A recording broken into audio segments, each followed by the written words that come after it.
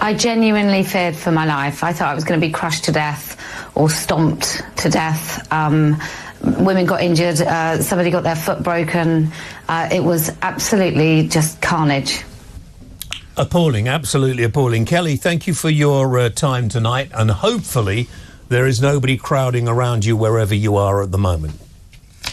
No, not tonight, thankfully. What is wrong with these trans idiots? How has a situation that is, and I say this all the time and people get upset, it's a minority of a minority who seem to be getting listened to by people who can't really understand the situation, surely? Yeah, well, it's the slow march through the institutions. They're like our version of the Red Army, aren't they? Yeah. And they go to university. There's woke professors, and then they come out. They go into the workforce. They're quite cheap.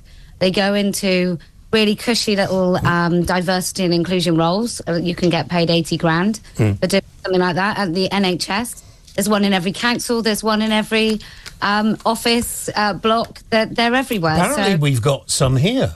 I mean, they should just go under HR. It used to be just part of the HR. If anyone was racist or sexist, it would be HR. Now they've built a whole industry around that. Well, look, we've got the Equality Act, right? And in the Equality Act, you've got these protected characteristics. And most of the time, anybody evokes the Equality Act, it's in a work situation.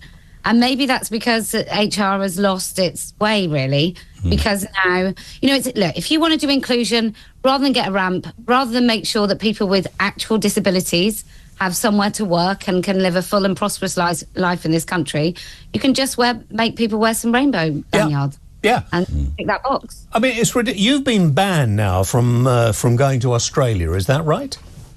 Yeah, it's been... I might look really tired because I've been getting up every night to watch this federal court case, which has been going on, where a politician in Australia was expelled from her country, from her political party, for having anything to do with me because of the things that they say about me. And I think, the Australian Border Force or Passport Control, whatever it is, has decided they'll listen to the trans rights. Why are they so frightened of you, Kelly? Because I just don't take any of this seriously. I use the word no and I mean it, and I don't feel I need to really qualify. I don't want men in our spaces. I just don't want men in women's spaces. I don't want kids lied to at school. I don't know if you've seen the news this week. Some sort of primary school kids went back to a bloke with a full beard wearing a dress. We're all supposed to celebrate it, and I'm just not. I would make it illegal in my country for that. I'd make it illegal. No, the reason they banned you. You can't do that. And I want to apologise to women tonight, because the more I hear about the way some men behave, even now, and I was talking to my wife the other night, and she said, no, honestly, she said, if I was to walk home fairly late at night on my own, I would be worried. Yeah, absolutely. And I am appalled. Some of these men that dress as women, that wear us as a costume, they are excited by the prospect of being afraid and being a victim of some sort of crime. And look, we used to know that men that wore women's clothes did it for pleasure. Yeah. We used to know that, and as long as they didn't bother anyone and they stayed at home and they did it in the privacy and comfort of their home, everyone was, live and let live, do what you like. But now we're all expected to cheer and champion these men as stunning and brave, and the reason you're banned from these places is because they can't answer your difficult questions. That people on that side, or whatever politics they fall on in the left, they don't like to be challenged. We just had a guest here. They don't want to be asked difficult questions. Can I make a point, Kelly? It's important to me to make it. I have a very good friend who transitioned from being a guy to a lady, and you'd never know. You would never know. And it was a very difficult decision and something that she decided she had to do. Didn't want to make a fuss about it, didn't want to make and I have nothing against anybody. In fact, they have my greatest sympathy. If you think you were born into the wrong body and you want to change, you have my support.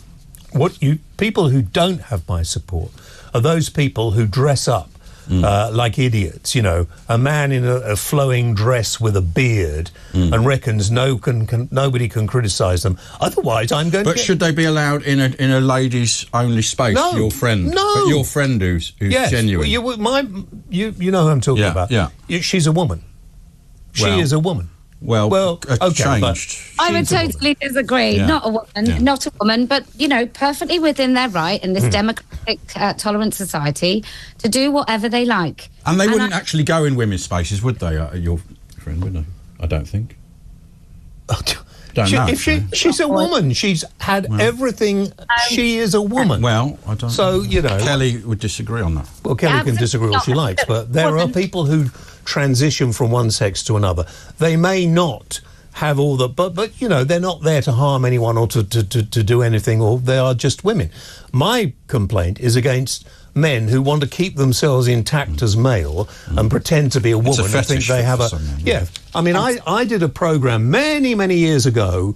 I went to a place in Manchester where men who wanted to spend some time dressed as a woman could go, and did it in this private area where they would you know, sit around with friends, dress as women, and didn't upset or hurt anyone. And I don't think anybody can complain about that at all. Wasn't that a dream you were having? No. I think if you say that there is any meaningful transition where somebody genuinely becomes a woman just by whatever surgeries or whatever, we might as well say people become Nigerian if they do blackface. I mean, it is woman face, isn't it? Because it's always, well, not always, but it's often a stereotype of a woman, isn't it? Yeah.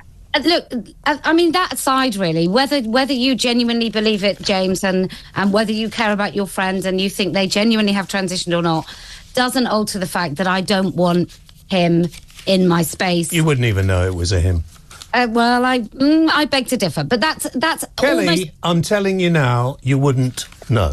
Okay, and but then, so I think I lose compassion for you when you say things like that. I agree totally with you when you're talking about trans activists and these sort of idiots. But there are people who, for one reason or another, feel that they are living in the wrong body and they want to change. Right. But that's not my problem, and it's not my daughter's problem, and it's not any woman's problem to accommodate those men. You wouldn't know. You wouldn't know. And there are many people who have done that. You wouldn't know.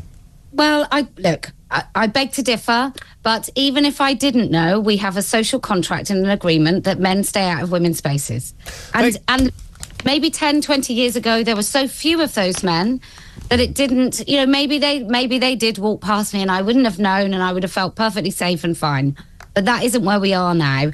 And men who meaningfully transitioned, using your words, but those men who pass and did it for all the right reasons, opened the door for all the men who now do it for the wrong reasons. So I just think if we just stick to the truth, it should be perfectly adequate for your friend, however he's dressed, to use... Thank you, Kelly. Goodbye. I've had enough. You're being insulting to a very good friend of mine, and I don't need it.